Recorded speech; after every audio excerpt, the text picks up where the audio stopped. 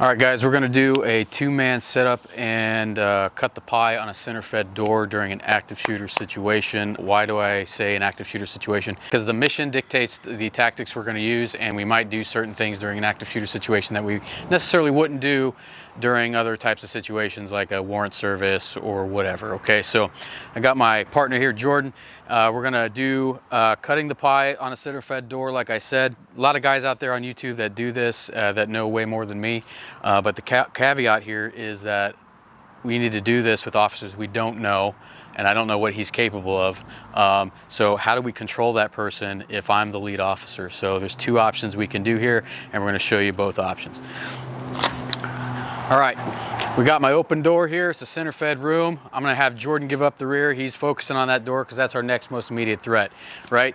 So I'm gonna send him, the first option is I'm gonna send him to the corner of the door as we move up. I'm gonna start my pie cut from all the way back here because I can see into the room. Now I'm gonna send him to the door. Go ahead and move to the door as I start my pie cut.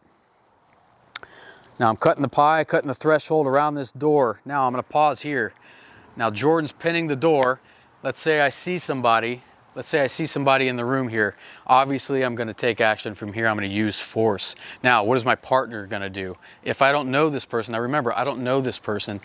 If he's a knucklehead, he's probably going to step in front of me. Go ahead, enroll like this, boom. Taking my gun out of the fight, right? Go ahead and reset. Or the other option, if he knows what he's doing, what does he have to do to assist? He's gonna have to come all the way around on my right shoulder to assist me in using force, right? So that's the disadvantage. Go ahead and reset. That's the disadvantage to pinning the door with an officer you don't know, okay? If he wants to get in the fight, which I want him in the fight because I want 2-on-1. I never want to put myself against the gunman, my weapon, my skill on it with my weapon versus his skill with his weapon. I want 2-on-1. So that's the disadvantage of pinning the door with another officer. The other option, we're gonna go ahead and reset.